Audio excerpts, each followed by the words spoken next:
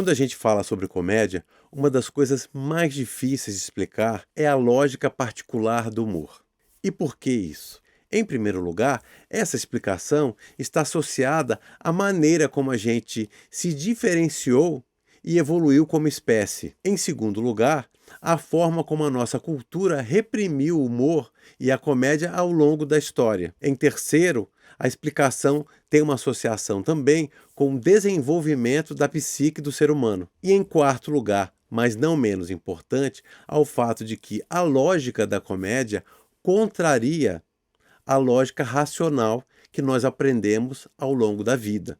A lógica da comédia contraria o senso comum, o bom senso.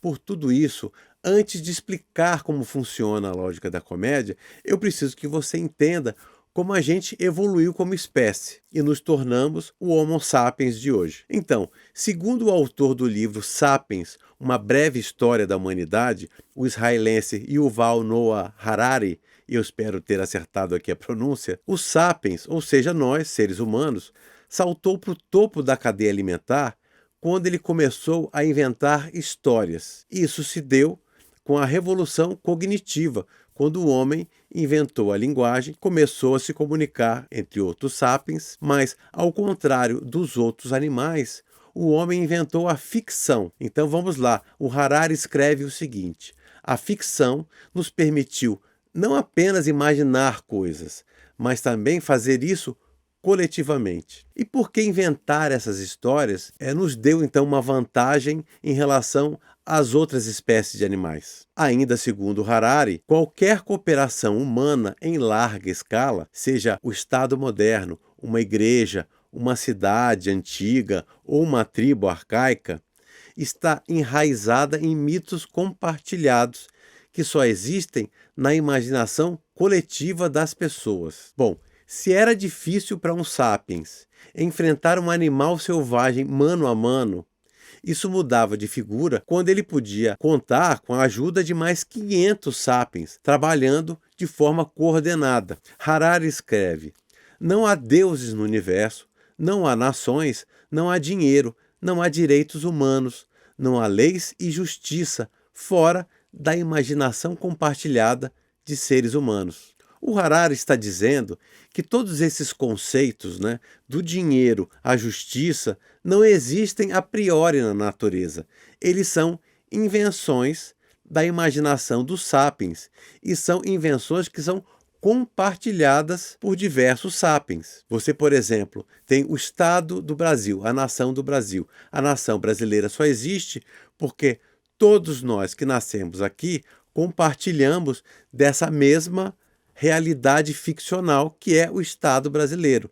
A priori não existe o Estado brasileiro na natureza. O Estado brasileiro é uma invenção, assim como os Estados Unidos da América, a França. Há séculos atrás, o Brasil não existia como nação, era uma colônia. Antes dos portugueses virem aqui nos colonizar, existiam diversas, centenas de tribos indígenas que algumas inclusive nem se conheciam. A França nem sempre foi um estado. Na Idade Média eram vários feudos. Você pensa na Grécia, a gente fala da Grécia Antiga, mas a Grécia Antiga, na verdade, não existia como uma nação. Era uma região onde existiam, sim, cidades-estados. Cada uma dessas cidades com as suas próprias leis, com seus próprios governos e as suas regras e seus cidadãos, etc. Então, ainda citando Harari, as pessoas aceitam com facilidade que tribos primitivas consolidaram sua ordem social por acreditar em fantasmas e espíritos, reunindo-se nas noites de lua cheia para dançar em volta de uma fogueira. O que a gente não percebe é que as nossas instituições funcionam exatamente nessas mesmas bases. Tome como modelo, o mundo corporativo. Os executivos e os advogados modernos são, na verdade, feiticeiros poderosos. A diferença principal entre eles e os pajés é que os advogados modernos contam histórias ainda mais estranhas. Fecha aspas.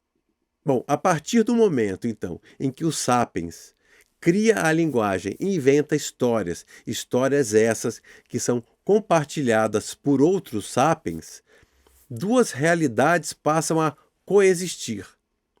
E isso aqui é fundamental para a gente começar a entender a lógica da comédia. Então, existe uma realidade objetiva e concreta. Que realidade é essa? É a árvore que você vê, né? É a pedra, é o céu, é o mar. É a realidade que nós experimentamos por meio dos nossos sentidos conscientes, que são visão, audição, paladar, tato e olfato. Então, o que a gente consegue ver, tocar, cheirar. Além disso, passa a existir uma realidade ficcional. Mas que realidade ficcional é essa? Conceitos como ordem, hierarquia, justiça, pecado, etiqueta e outros mais ajudaram o homem a viver em sociedade, né? A trabalhar coordenadamente, a colaborar uns com os outros, né? E reprimir o seu lado animal, primitivo e selvagem. Porque, no fundo, nós nunca deixamos de ser animais. A maioria das pessoas não se dá conta de que hoje nós damos tanto ou mais valor para as realidades inventadas pelos sapiens, como o dinheiro, as ações na bolsa de valores, as religiões e os direitos humanos, do que para a realidade objetiva dos rios, das montanhas ou da gravidade.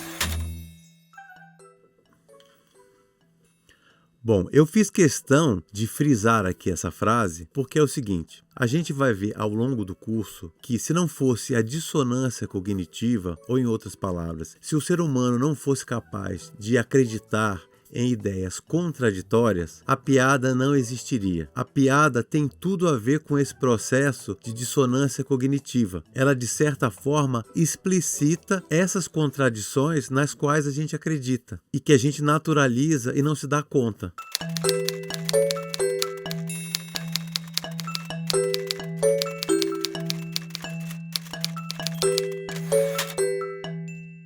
Então, o humor nos obriga a reinterpretar as coisas sob essa perspectiva que revela essas idiosincrasias, essas contradições, essas ambiguidades que estão presentes em vários aspectos da nossa vida.